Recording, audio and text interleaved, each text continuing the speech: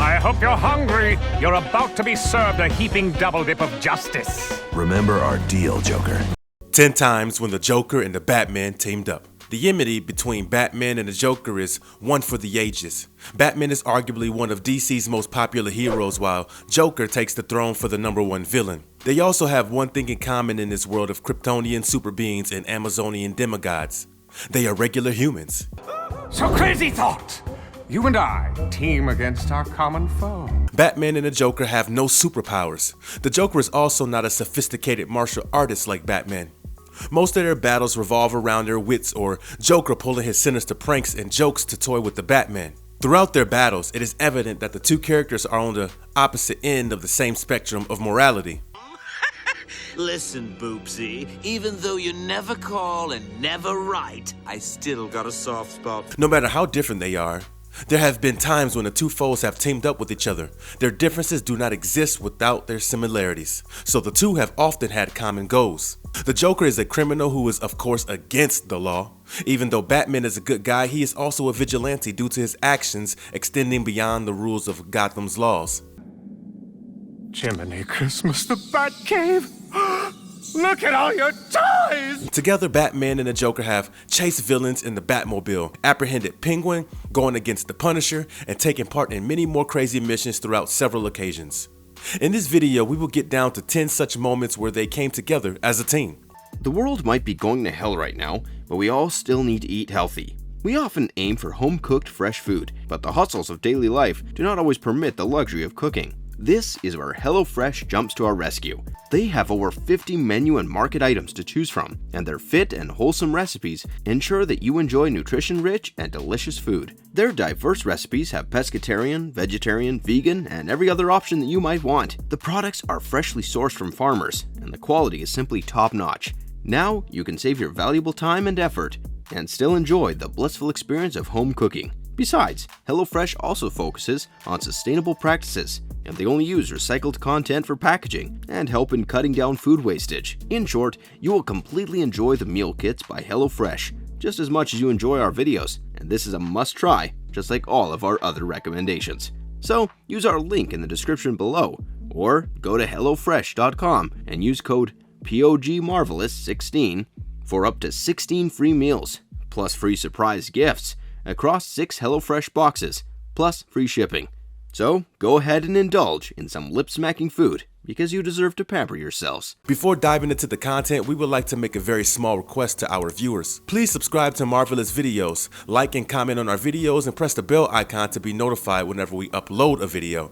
We will be grateful to you, and we hope to bring you the best nerdy content. So without further ado, let's get right into the video. Joker, if we're going to work together, I need your word you won't hurt anyone. Not really me. When they paired up to fight Owlman. In an alternate universe, Batman, or Owlman, is a bad guy while the Joker, or Red Hood, is one of the good guys. Good guy Batman from Batman, the Brave and the Bold animated series encounter his alternate reality counterpart, and the two win against each other. The Clown Prince of Chaos. Mwah. Just think about how many times I've nearly punched your ticket. In this story, a captured Owlman on Earth escapes from the Batcave and teams up with villains such as Gorilla Grodd, Dr. Polaris, and Black Manta. He steals Batman's costume and commits a series of illegal activities to ruin his name. Meanwhile, when Batman returns to his dimension, he finds himself at odds with the police and his allies who are holding him accountable for Owlman's actions. Concerned Batman has nowhere to go when the Joker pulls him into a warehouse. The Joker is aware of a criminal masquerading himself as Batman to besmirch his name and feel jealous of the competition in being Batman's #1 foe. But if you think you can switch sides and out-criminal the Clown Prince of Crime, it's only fair to warn you. He offers to team up with Batman to take down Owlman, who has also defeated Batman's allies and wants the Phase Oscillator, a device that allows one-dimension hop. Surprisingly, the Joker manages to convince the Bat. They pursue Owlman, who tries to bargain the lives of heroes for the Phase Oscillator, but Batman isn't one to negotiate. Joker opens fire against Batman, and when the latter drives away, Batman even allows the clown to take the wheel. In fact, Joker is made to save a child instead of focusing solely on the fight. Way too out of character for him. What's this one do? Don't touch that. Oh, shiny! What does this one do? You really don't want to touch that. Owlman rigs death traps with a group of villains to overwhelm Batman and the Joker's unusual duo. He then offers the Joker a chance to get Batman killed in exchange for his cooperation, and Joker seems to go for it after being a little reluctant. Only a little. Before Batman can die, a wormhole opens behind Owlman and co. And Batman emerges with several other Batmen from different dimensions. The lack of continuity in time due to the wormhole's time warping nature helped. The Batman has gained an advantage over the villain. Joker has also betrayed him, so after Batman's victory, Joker gets taken away. Batman probably did not expect the Joker to stay true to his word anyway, but hey, it was fun while it lasted. When they got the same virus. In Batman Europa by Brian Azzarello, Batman and the Joker go on a cute little road trip together. Well, it is not cute since the both of them seem to be coughing their guts out while being on the verge of death. During the fight with Killer Croc, Batman notices his own movements getting sloppier and slower. He defeats Croc with difficulty, which shouldn't have been the case. At the Batcave, he gets a message on his computer that reads, "Colossus is in your system. You have 1 week left. Have fun. Start running." Alfred deduces that the Colossus mentioned is not a virus in the computer. It is a virus that is in Batman and is causing his physical form to deteriorate rapidly. Batman tracks the virus down to Berlin, a place he hasn't visited in a while. There he follows a criminal to a shady bar, hoping to find a lead that will help him find a cure. The felon immediately runs out of the bar screaming, "Murder!" Batman checks in and finds the corpse of people who have been branded with the Joker's signature sinister grin on their face. Naturally, he comes across his longtime foe, the Joker, who seems to be suffering from the same virus. Best friends who suffer together stay together. Joker's clues had led him to this girl called Nina.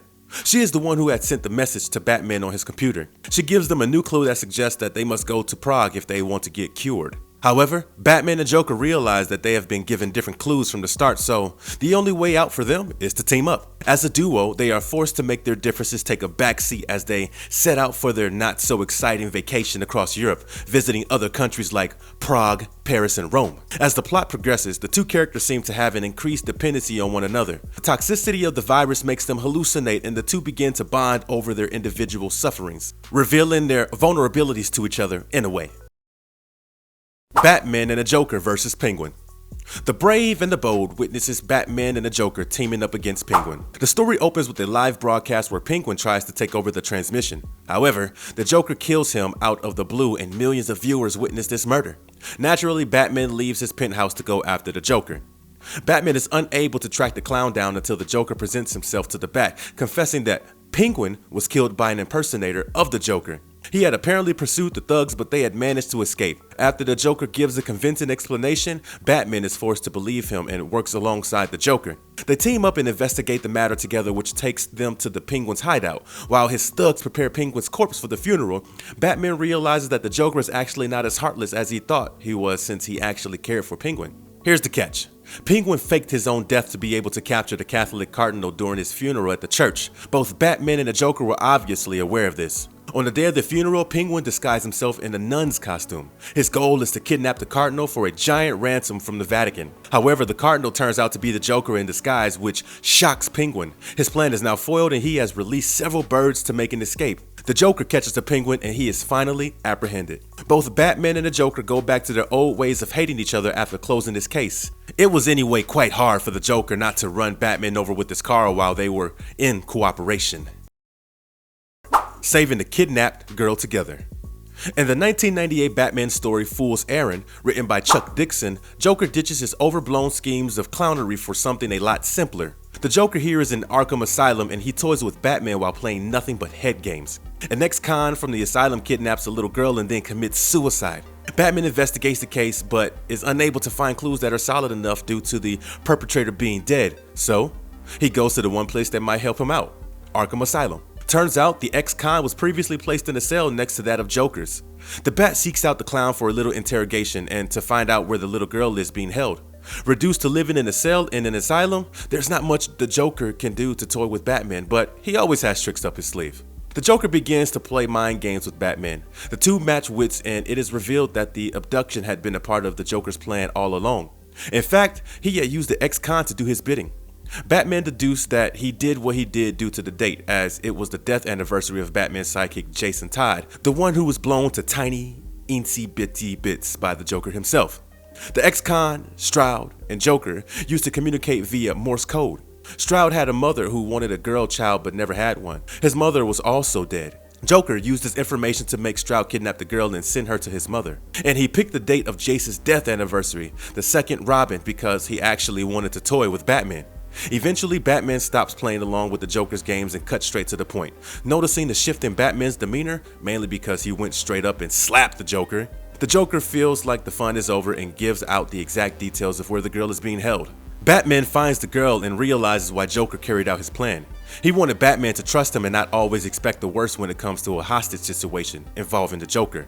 This is not endearing at all because the Joker probably did it to make it harder for Batman to make assumptions about the actions taken by him. It just amplifies his already erratic and unpredictable twistedness. Batman helped Joker in the conspiracy against him. Another one of Chuck Dixon's one-shots, The Joker, Devil's Advocate, revolves around the Joker being held accountable for murders he did not commit. To help him out, the Dark Knight comes to his aid.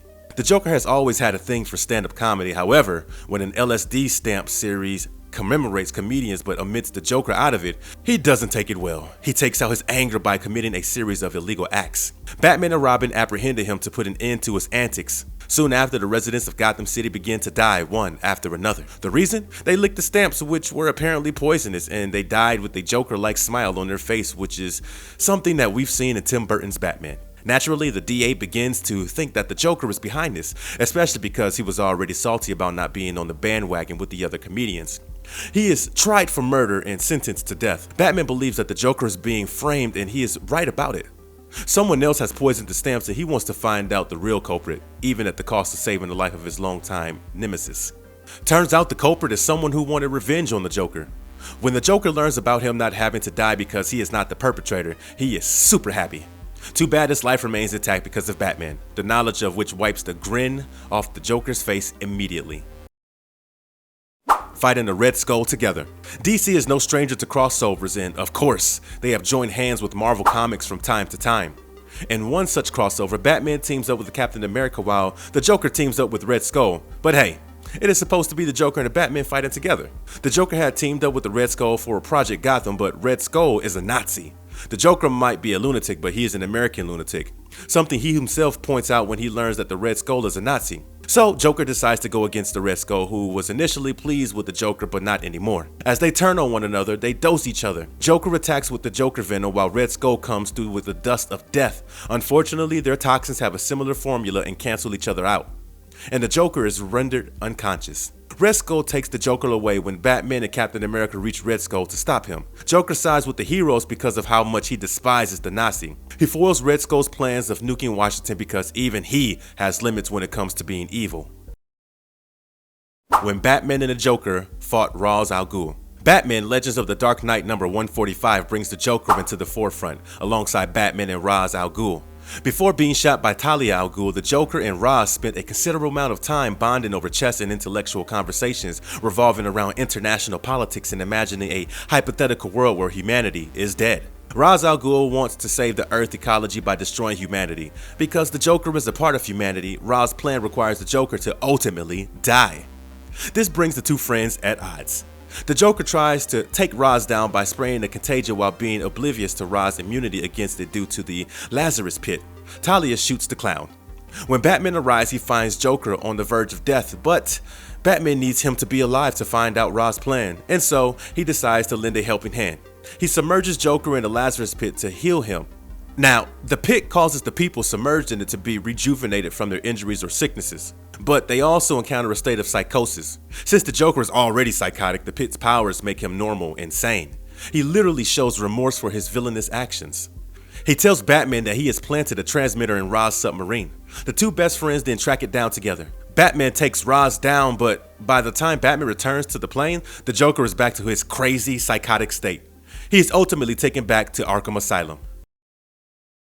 The time when they fought the Punisher together. This right here is another crossover between DC and Marvel Comics. In Punisher and Batman Deadly Nights Volume 1, the Joker and Batman fight the Punisher together. Frank Castle hates Gotham City anyway. Well, they technically did not fight together as different things led them to the Punisher in the battle, but they were still on the same side, which is not something you see every day. In this story, Frank Castle returns to Gotham where he fights a couple of criminals. He interrogates one of them whose boss, Luke Tango, worked for Jigsaw, which the criminal confessed to be oblivious to. Before the Punisher could kill him, Batman intervened and attacked the Punisher. The criminal escaped and the Bat fought Castle. That criminal met up with Jigsaw at Chuckles Comedy Club, but the Joker appeared and shot him dead. Meanwhile, the Punisher tried to track down the Gotham mobs with the help from Microchip, while Batman and Robin decided to go stop gang wars in order to prevent people like the Punisher from stepping into Gotham City ever again.